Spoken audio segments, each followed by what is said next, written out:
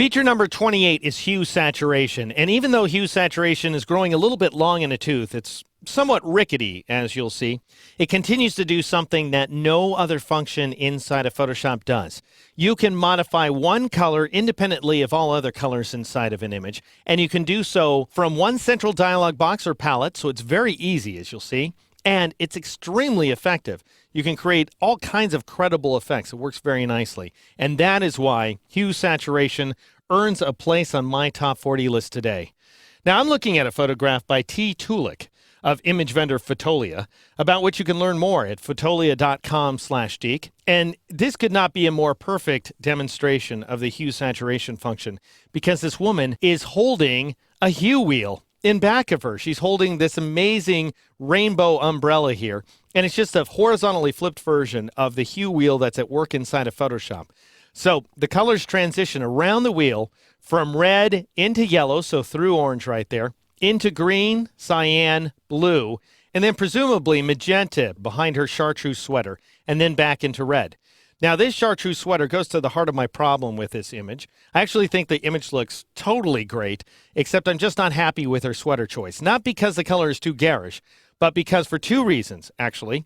First, it too closely matches the green foliage of the background here, so I want more contrast. And I think it makes her skin look a little bit sallow, makes her look slightly jaundiced.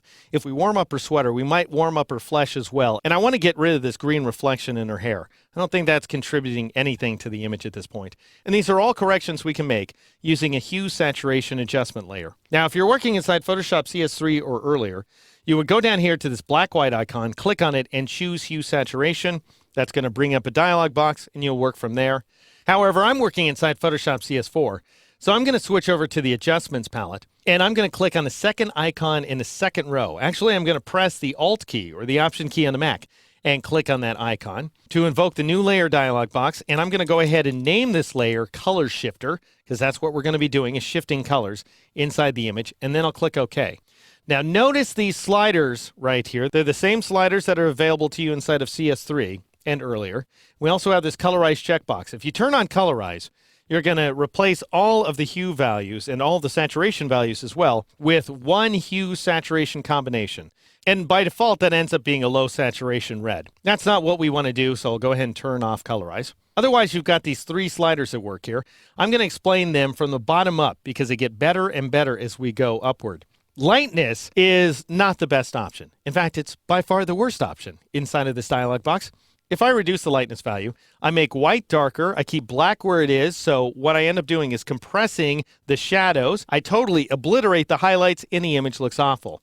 Whereas, if I increase the lightness value, it gets even worse. I go ahead and make black lighter, keep white where it is, compress the highlights, completely obliterate the shadows, and the image looks hideously washed out like this. Which is why 999 times out of 1,000, you're going to leave lightness alone. There's much better ways to adjust luminance inside of Photoshop.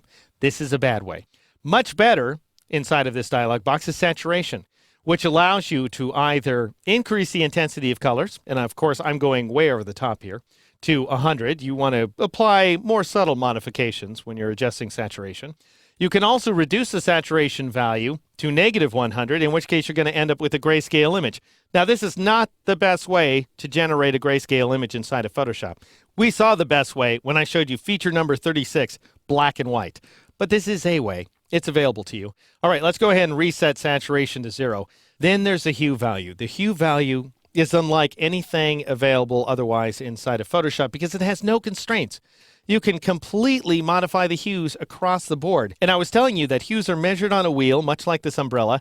So think in terms of degrees. There are 360 degrees in a circle, and you can modify the hue value to -180 degrees or +180 degrees, which describes the complete circle. And as you do, notice how you're rotating those hues around that umbrella. Watch the colors rotate around the umbrella there. And you can also see the colors inside of her flesh change, the colors inside of the background, and on and on. You also have these two color ramps down here, which are going to show you the before colors on top and the after colors on bottom. So in other words, cyan is getting mapped to green, blue is getting mapped to cyan, magenta is getting mapped to blue, and so on and so on. May find that helpful. It's there if you want it. Of course, watching the changes on screen is very helpful indeed. Now, let's say at this point, I look at the sweater, and I think it looks great. this is the color I would like to see for the sweater. I would like it to be sort of this peachy, sort of, slightly yellowish color at this point. That's fine. However, it really comes at the expense of her face. It's like we've smushed a strawberry on her, a big giant strawberry, don't you know? And spring has turned into fall in the background, and the colors inside of the umbrella have gone to heck, so this is no good. She's got weird sort of bluish highlights on her lips. Just isn't going to work for us. And that's why you want to be able to modify some colors independently of other colors inside of Photoshop. And you can do that from either the dialog box or the adjustments palette. I'll reset the hue value to 0. If you're working inside Photoshop CS3, you would click on Master, that little Master pop-up menu, and you would choose one of these options here: reds, yellows, greens, cyans, blues, or magentas. And I was telling you, that's how it works across the color wheel. We have reds going into yellow, going into green, cyan, then blue, and then, of course, magenta behind her sweater there. And those are the regions of color inside the image. And so you can change all the reds independently of all the yellows and greens and so on. And it's going to be a nice sloping drop-off. So it's not going to look like suddenly the colors are changing on you. It's going to look very organic and nice. Now, it gets even better inside of Photoshop CS4 because you have this guy right there, which is the target adjustment tool. We saw it when we looked at feature number 36, black and white. It's here inside hue saturation as well. And what it allows you to do is drag directly inside the image and change either the saturation values or the hue values on the fly selectively. So just in that region of color that you're dragging on.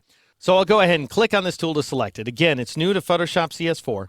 And then to demonstrate how the tool works with no keys down, I'm going to drag in this area of blue right here. If I drag